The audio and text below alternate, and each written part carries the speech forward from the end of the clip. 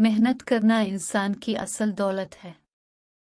एक गांव में सुल्तान नामी किसान अपनी बीवी और 4 लड़कों के साथ रहता था। सुल्तान खेतों में मेहनत मजदूरी करता था और अपने कुंबे को खिलाया करता था, लेकिन इसके 4 लड़के सुस्त थे जो इसी तरह गांव में घूमते थे। एक दिन सुल्तान ने अपनी अहलिया से कहा कि मैं अभी भी खेतों में काम कर रहा हूँ, लेकिन मेरे बाद उन लड़कों का क्या होगा? उन्होंने तो कभी सख्त मेहनत भी नहीं की, ये तो कभी खेत में नहीं गए। सुल्तान की अहलिया ने कहा कि आहिस्ता आहिस्ता वो भी काम करना शुरू कर देंगे।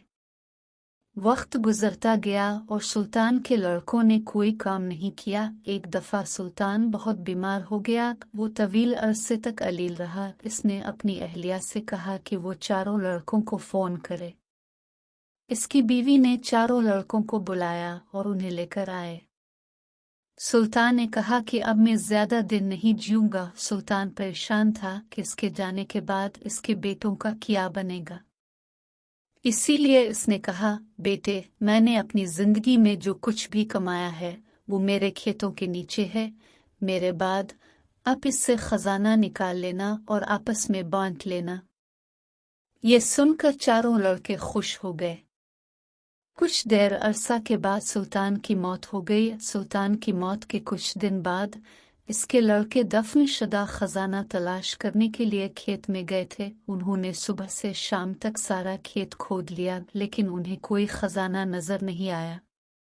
लड़के घर आए और अपनी वालिदा से कहा, माँ, बाप ने हमसे झूठ बोला, हमें खेतों में कोई खजाना नहीं मिला। इसकी वालिदा ने कहा कि आपके वालिद ने अपनी जिंदगी में ये मकान और खेत कमाया है और अब तुम सब ने खेत खोद ही लिया है, तो इसमें बीज लगाओ।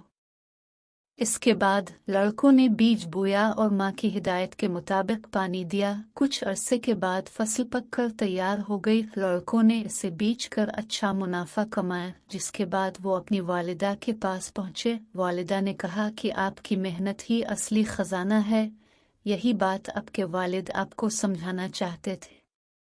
कहानी का इखलाकी सबक, हमें काहली छोड़कर सख्त मेहनत करनी चाहिए। मेहनत करना इंसान की असल दौलत है।